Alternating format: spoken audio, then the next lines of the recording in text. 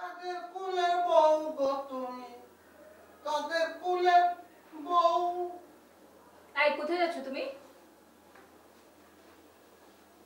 আমি একটু নিচে যাচ্ছি। কেন নিচে যাচ্ছি মানে? তুমি না সিদ্ধান্ত নিয়েছো 7 দিন অফিসে যাবে না, তাহলে এখন নিচে যাচ্ছ কেন?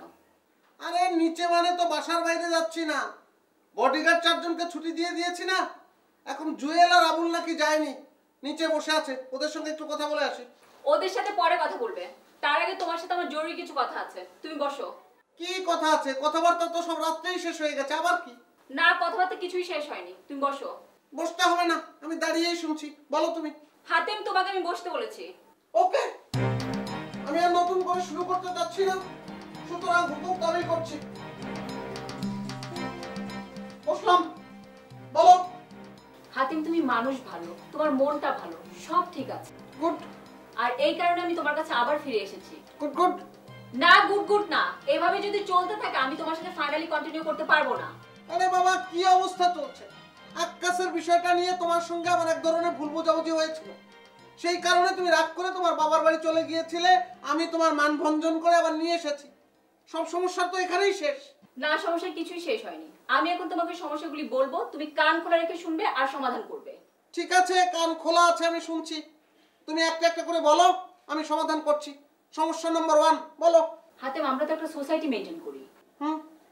অ্যাট লিস্ট তোমাকে তো স্মার্ট হতে হবে, তুমি তো প্রেজেন্টেবল না।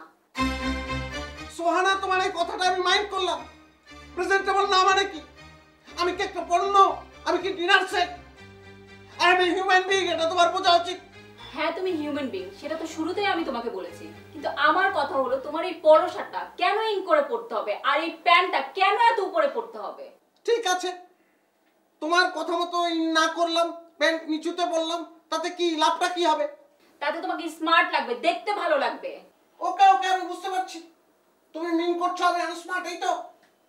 এটা বড় কোনো সমস্যা না সোহানা, 2 সেকেন্ডে সমাধান করে দিচ্ছি।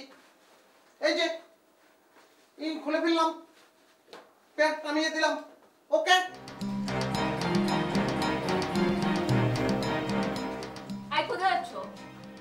আরে বাবা, আমি বললাম তো যে জুয়েল আবুল নিচে বসে আছে, ওদের সঙ্গে দেখা করতে যাচ্ছি। তুমি আগে ড্রেস রুমে যাবে, গিয়ে এগুলি খুলবে।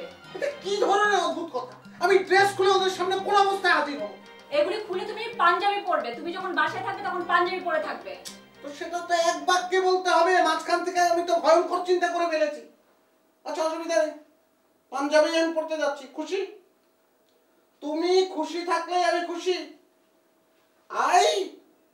I love you.